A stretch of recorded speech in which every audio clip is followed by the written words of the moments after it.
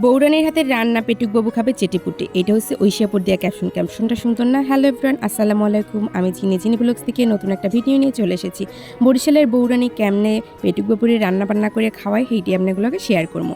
1 kilo পরিমাণ গরুর মাংস নিয়ে নিছি আর নিচ্ছি 1 কাপ পরিমাণ বুটের ডাল। এটা একটা প্রেশার কুকারে একে একে দিয়ে নেব। আর মাংসটা দিয়ে দিচ্ছি, এখন দিয়ে দিতে আসি ডাইল।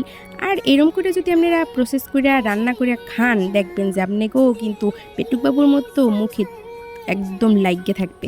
এরপরে দিয়ে নেব রসুন পেস্ট, আর রসুন পেস্টটা দিয়ে নিছি 2 চামচের মতো। এরপর দিয়ে নেব 1.5 চামচ বা 2 চামচের মতো পেঁয়াজ পেস্ট, আর এরপরে দেব আদা পেস্ট 2 চামচের মতো দিয়ে নেব। আর একে একে এরকম সবগুলো দিয়ে দেব। এরপর দিয়ে দেব জিরা গুঁড়া 1 চামচ দিয়ে দেব। আর জিরা গুঁড়ার পরে আমি দিয়ে দিচ্ছি ধনিয়া গুঁড়া, আর ধনিয়া গুঁড়াটা আন্দাজ করে দিয়ে দিছি, কারণ বরিশালে মানুষের এত বেশি আন্দাজ, এককালে বাড়াইতে ঢাললেই আমরা বুঝতে যাই যে এখানে 1 চামচ পরিমাণ আছে। এরপর দিয়ে দিমু যে অনেক দামি একটা জিনিস, কাঁচামরিচ। এরপর দিয়ে দিমু লবণ। আর এই লবণ নিয়ে পেটুকবাবুর লাগে আমার সবসময় দ্বন্দ্ব চলে, কারণ আমি নাকি লবণ কম দিই। যাই হোক, আজকে একটু লবণ বেশি দিয়ে দিলাম, তার তো প্রশংসা করেই থইবে নাকি।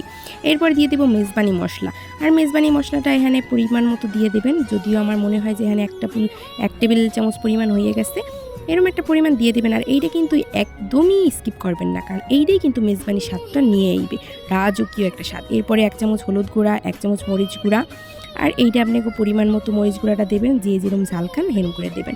এরপর একে একে গরম মশলাগুলো দিয়ে দেবেন, দারচিনি, এলাচ, লবঙ্গ।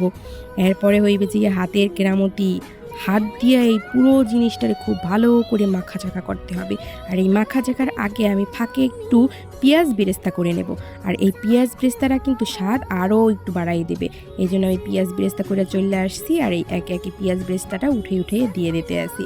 মানে আমি হচ্ছে যে সব কাঞ্চোরা, মানে আমি বরিশালের মানুষ, আমার কইতে একদমই দ্বিধা নাই যে আমি একটু কাঞ্চোরা, কিন্তু সবাই যে কাঞ্চোরা এটা কিন্তু না। আমি একটু কাম কাজে আর কি কাঞ্চোরা আমি করি। সবসময় দেখবেন যে সরাসরি সব জিনিসে, এইটা তো আমি আর একটা বাড়িতেও প্রসেস করতে পারতাম, কিন্তু না, আমি সরাসরি একটা প্রেশার কুকারেই দিয়ে দিছি। আপনারাও কিন্তু চাইলে এরকম সহজ বুদ্ধিতে করতে পারেন। এরপর কিন্তু সরিষার তেল দিতে হইবে, কারণ সরিষার তেল ছাড়া এই রাজকীয় রান্না তো হইতেই পারে না। কারণ আগের দিনে রাজাবাদশারা কিন্তু এরকম সরিষার তেল দিয়েই রাইন্দা বেজে খাইতে। যাই হোক, আমি যদিও রাজাবাদশা কিছুই না, বরিশালে আর কি বৌরানী বলা যায় আর কি। এই তো যাই হোক, 3টা রসুন দিয়ে দিছি। এরপর দিয়ে দেবো পানি। আর রসুন কিন্তু আস্তা দিতে একদম ভুলবেন না, কারণ এইটা কিন্তু অন্যরকম একটা স্বাদ।